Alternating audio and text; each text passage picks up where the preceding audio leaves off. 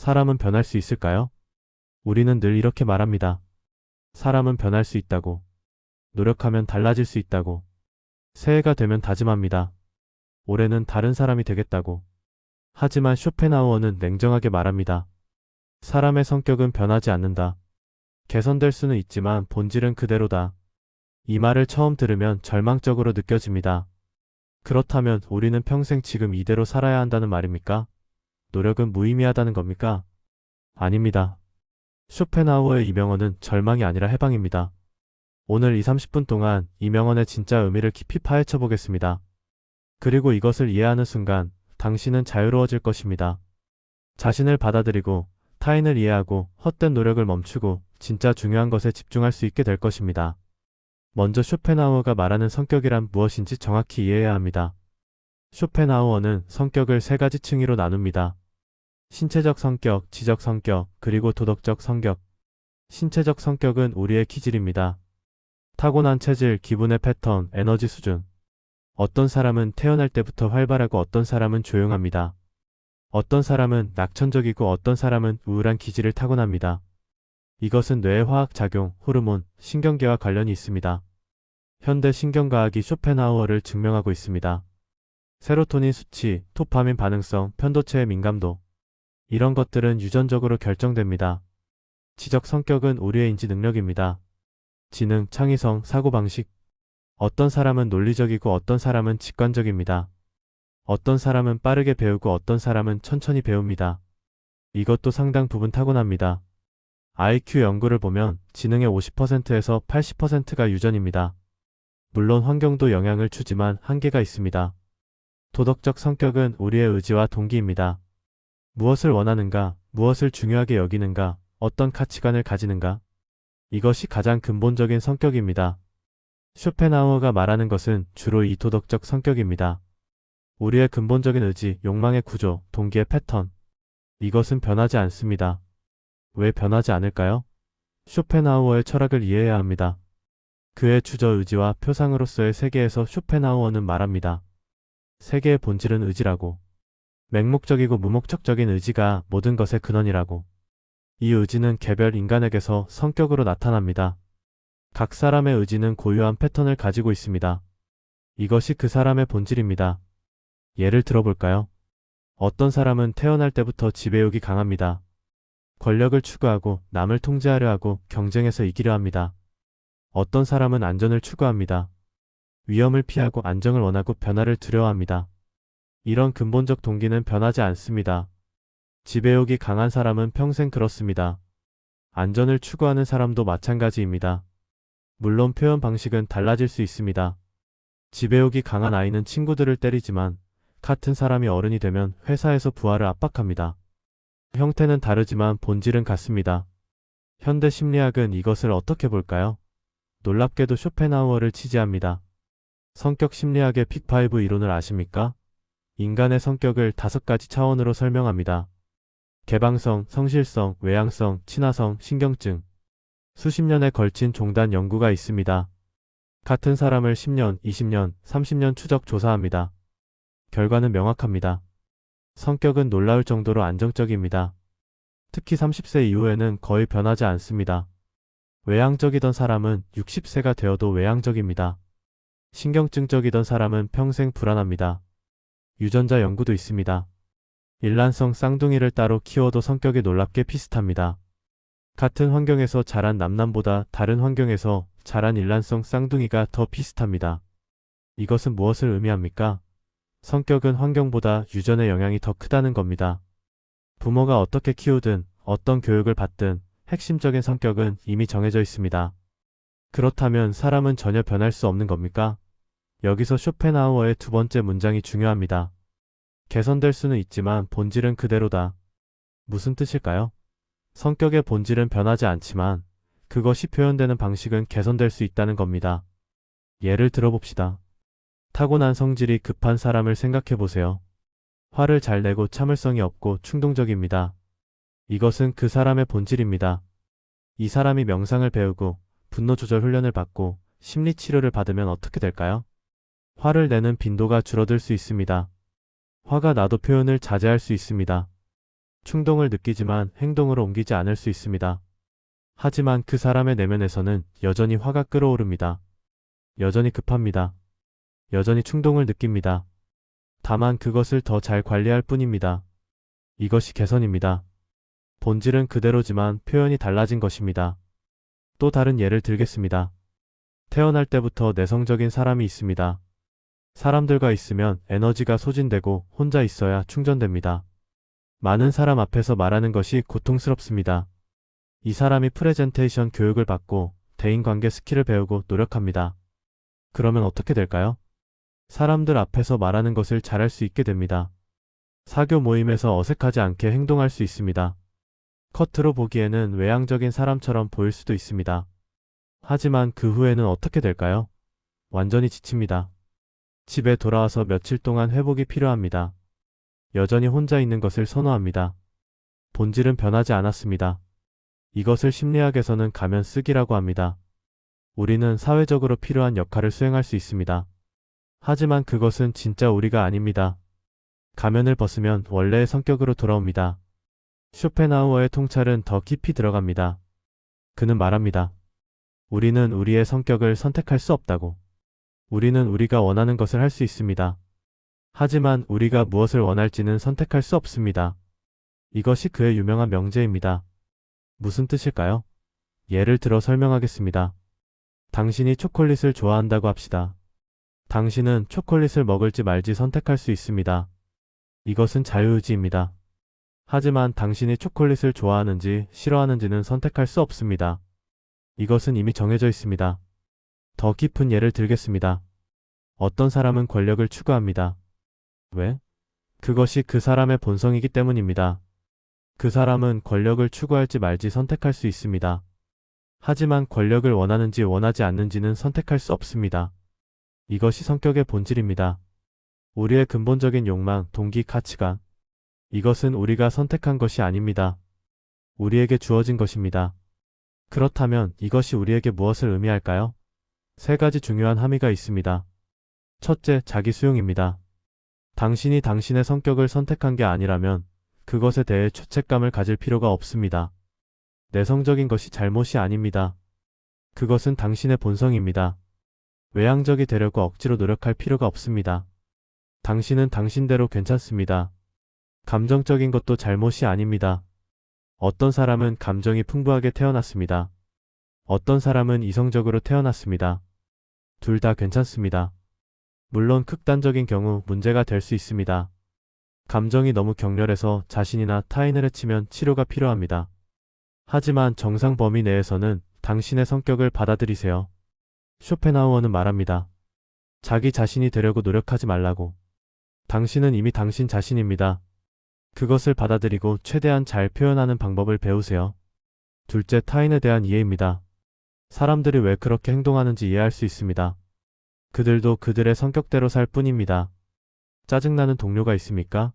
그 사람은 일부러 당신을 괴롭히는 게 아닙니다. 그것이 그 사람의 성격입니다. 그 사람도 어쩔 수 없습니다. 부모님이 왜 그렇게 간섭하는지 이해할 수 있습니다. 그것이 부모님의 성격입니다. 걱정이 많은 성격, 통제하려는 성격. 부모님도 선택한 게 아닙니다. 배우자나 연인이 왜 그런지도 이해할 수 있습니다. 그 사람을 바꾸려고 하지 마세요. 불가능합니다. 그 사람의 성격을 있는 그대로 받아들이든지 아니면 그 관계를 정리하든지 둘 중 하나입니다. 쇼펜하우어의 이 통찰은 우리를 관대하게 만듭니다. 사람들을 비난할 이유가 줄어듭니다. 그들도 그들의 본성대로 살 뿐입니다. 셋째, 진짜 변화에 집중할 수 있습니다.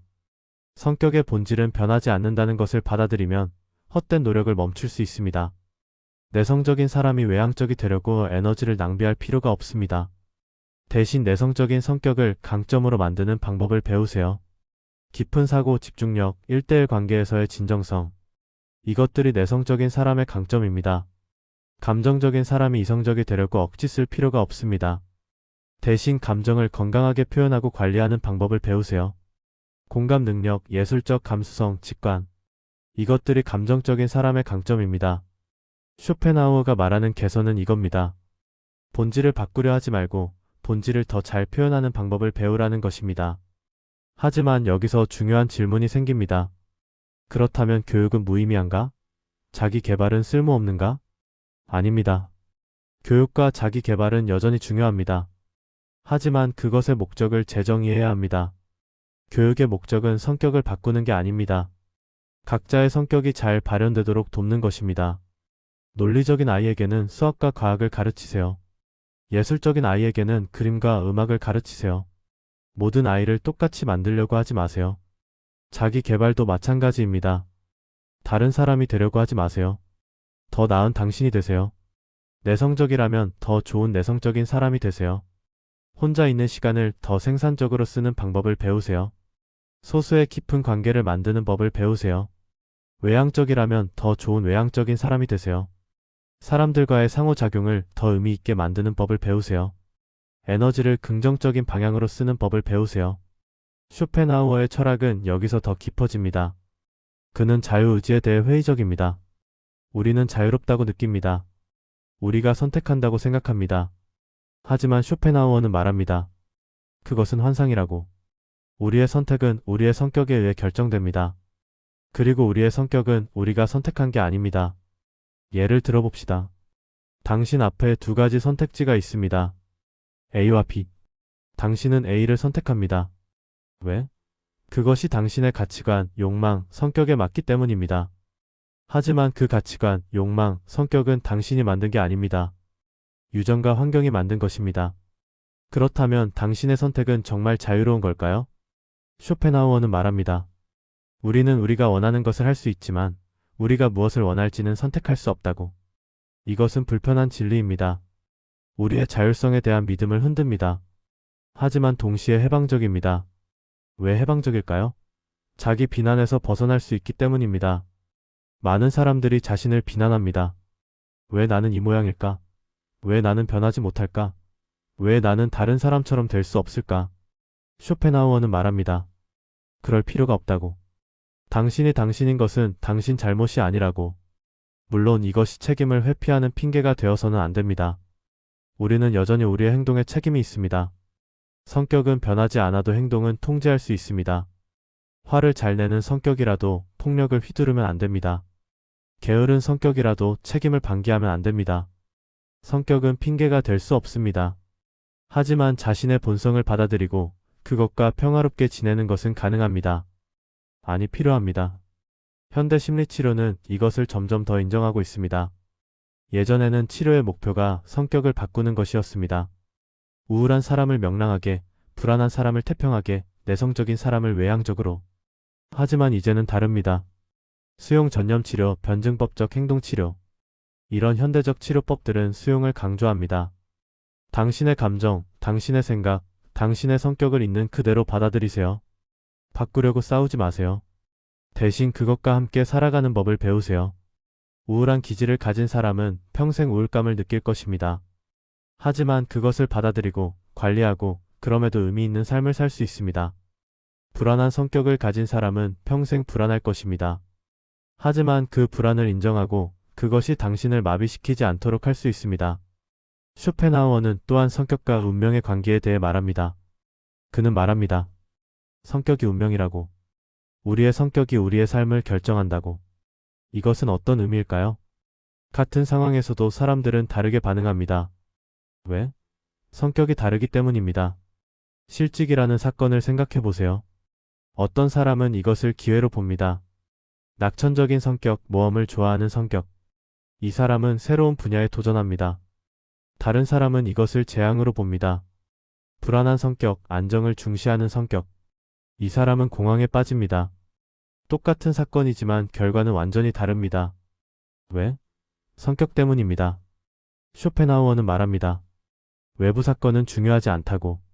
중요한 것은 우리가 그것을 어떻게 해석하고 반응하는가이고 그것은 우리의 성격에 달려 있다고. 그렇다면 성격이 완전히 고정된 걸까요? 조금의 변화도 불가능한 걸까요? 쇼펜하우어는 미묘한 입장을 취합니다. 본질은 변하지 않지만 표현은 달라질 수 있다고 했습니다. 현대 심리학은 조금 다른 관점을 제시합니다. 성격은 대체로 안정적이지만 약간의 변화는 가능하다고 합니다. 특히 큰 인생 사건 후에 성격이 약간 변할 수 있습니다. 결혼, 출산, 질병, 죽음. 이런 사건들은 우리를 약간 다른 사람으로 만들 수 있습니다. 하지만 그 변화는 작습니다.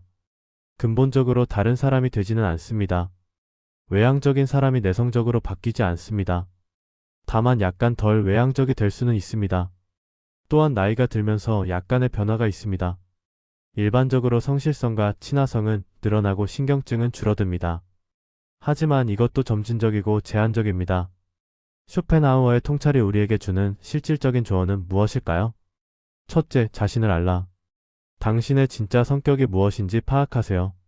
당신이 바라는 모습이 아니라 당신의 실제 모습을, 당신이 어떤 상황에서 어떻게 반응하는지 관찰하세요.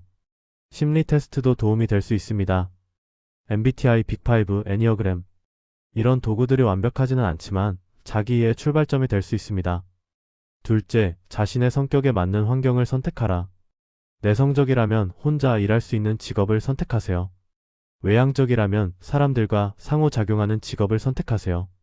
모험을 좋아한다면 안정적인 대기업보다 스타트업이 맞을 수 있습니다. 안정을 중시한다면 그 반대입니다. 당신의 성격과 맞지 않는 환경에서 억지로 버티지 마세요. 그것은 불행의 지름길입니다. 셋째, 자신의 약점을 관리하는 시스템을 만들라. 성격을 바꿀 수는 없지만 그 부정적 영향을 줄일 수는 있습니다. 충동적인 성격이라면 중요한 결정을 즉시 하지 마세요. 24시간 기다리는 규칙을 만드세요. 게으른 성격이라면 외부 압력을 활용하세요. 친구와 약속을 잡거나 돈을 걸거나 공개적으로 선언하세요. 화를 잘 내는 성격이라면 격렬한 감정을 느낄 때 잠시 자리를 뜨는 규칙을 만드세요. 성격 자체는 안 바뀌어도 행동은 통제할 수 있습니다. 넷째, 타인의 성격도 존중하라. 배우자, 자녀, 부모, 동료. 그들도 그들의 성격대로 살 뿐입니다. 그들을 바꾸려고 하지 마세요. 특히 부모로서 이것은 중요합니다. 자녀를 당신이 원하는 모습으로 만들려고 하지 마세요. 자녀의 본래 성격을 발견하고 그것이 잘 발현되도록 도와주세요. 내성적인 아이를 외향적으로 만들려고 억지로 사교 활동을 시키지 마세요. 내성적인 아이의 강점을 키워주세요. 예술적인 아이를 억지로 이과로 보내지 마세요. 아이의 재능을 존중하세요. 다섯째, 진짜 변화에 집중하라. 성격은 안 바뀌어도 기술은 배울 수 있습니다. 지식은 쌓을 수 있습니다. 습관은 만들 수 있습니다. 내성적인 사람도 대중연설 기술을 배울 수 있습니다. 여전히 내성적이지만 필요할 때 잘할 수 있습니다. 감정적인 사람도 논리적 사고를 배울 수 있습니다. 여전히 감정적이지만 분석도 할 수 있습니다. 이것이 진짜 성장입니다. 본질을 바꾸는 게 아니라 역량을 확장하는 것입니다. 쇼펜하우어의 이 명언은 결국 자유에 관한 것입니다. 역설적이게도 우리가 변할 수 없다는 것을 받아들일 때 우리는 자유로워집니다. 다른 사람이 되려는 헛된 노력에서 자유로워집니다.